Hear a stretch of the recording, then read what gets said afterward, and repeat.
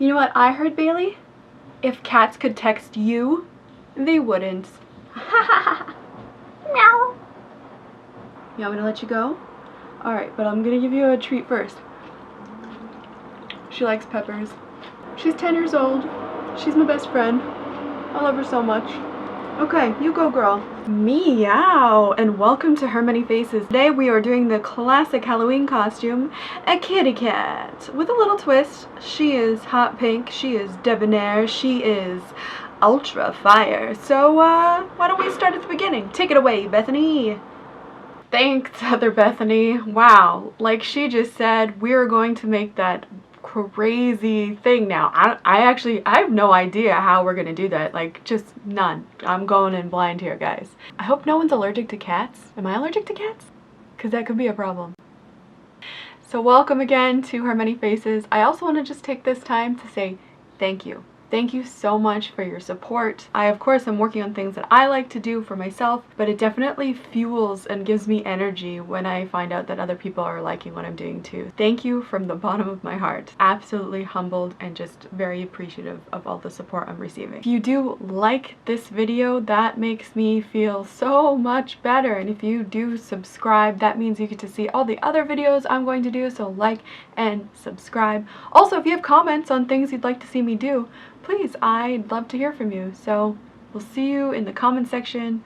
Thank you for the likes, and I look forward to making you more videos. So let me do the painty and that other Bethany do the talkie. See you on the other side. Editing Bethany here. The first step you want to take in making a cat is mapping out what a cat face looks like. Next, you want to brow block, which is taking glue, running it through your eyebrows, patting it down, letting it dry, taking some powder, going over it again, putting more glue on, letting it dry, taking some more powder, patting it down. Yes, it is layers of glue. And you can feel, once there's no ridges to your eyebrows, that smooth feeling, that's how you know it's done.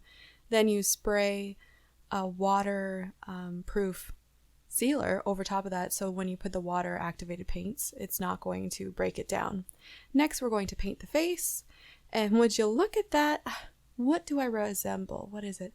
Oh yeah, a Mexican wrestler. Cool, that's a lot of fun. Next, you're gonna take your sponge, dip it in. That's the best way to go over your eyebrows, is with a sponge. The brush is okay, but you'll get into the nooks and crannies and really like press it into that area if you use a sponge. I do find, however, when you're using these bright colored paints, there can be stainage. With the Mehron water activated paints, I do find that I can have stainage if I don't use an oil based remover and I don't scrub and really like get the area clean and make sure I'm moisturized at least like 2 hours before I apply it.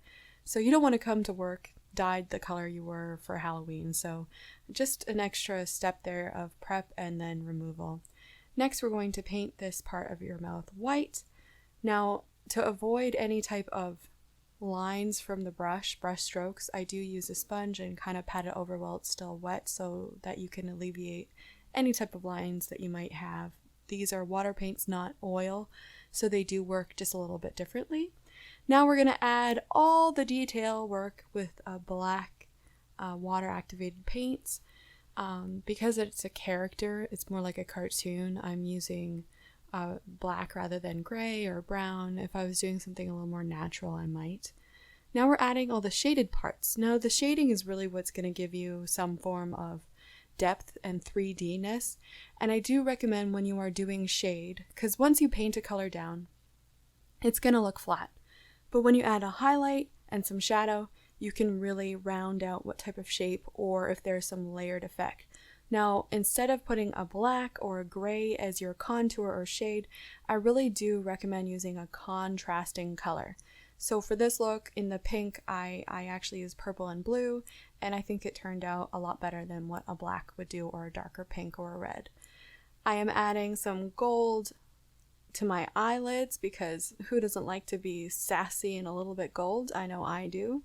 I am using actually the same waterproof sealing that I did for my eyebrows as my base for the glitter, because it's just a loose glitter, and sometimes, you know, that's what you have, is just a sealer, and it worked quite nicely and stayed on and didn't flake off onto my face, so I was very happy with the results. I think it was Ben Nye or something like that. Next, I'm putting some white in my under eye, like in the waterline. You want to do that to make your eye look more rounder, because it actually makes the white of your eye and the under eye just seem bigger, and that's going to give you a cartoony, cutesy type of a look. And I'm adding some detail, and you can tell once you put the lines over top of the areas that you've lined and shaded, it really creates another level of depth. So I do recommend making sure that you're shading all the areas to create, oh, this is the top layer and this is the bottom layer. Those shadows really give a nice effect, and especially when you're doing some line work over top of it. Eyelashes are tricky for me sometimes. I feel like the best thing is you got to use the right amount of glue. Not too much, not too little. You got to make sure that your glue is sticky or tacky before you apply it, not just like wet, because then it's just going to move around and it doesn't quite adhere properly. But once you've had like a lot of applications and you're not too stressed out about it, and you feel like confident of where you want it to be, just as close as you can to the eyelash line area, you will find that you do get better over time. I'm applying a second set of false eyelashes underneath where my eyelashes is under my eye, but actually exaggerated and a little further down, and that just creates that more open, cutesy effect. It's right in the same area where I put the like little fur, because I think that just makes everything a little bit cuter. At least it does to me. Now I'm just doing some fine line detail work, kind of making it look more fur-like and just a little extra detail on the nose, on the face. Here is a long, bright pink wig from Arda Wigs and my cute little fuzzy clip-on ears. What do you think? This is a classic costume. You know, people are often kitty cats for Halloween, but you know, here's a little step up for you. Meow. But we went with something a little different. We're pink. I don't know if you noticed. We're super pink. Meow. I don't know why, but I just really want to bother my dog right now. Let's see what she thinks of my costume. So this is Bailey. I don't know if you guys have met her. She doesn't seem to, whoops, you took my collar right off. What do you think? Oh, she doesn't want to be on camera. She's like, no pictures, please. Well, this is Bailey, and I'm a kitty cat, and now I just really want to annoy her. Yes. Oh my gosh, she's so cute. Meow, bow wow. Thank you so much for watching. Happy Halloween. We are having a great time here. See you on the next one. Bye.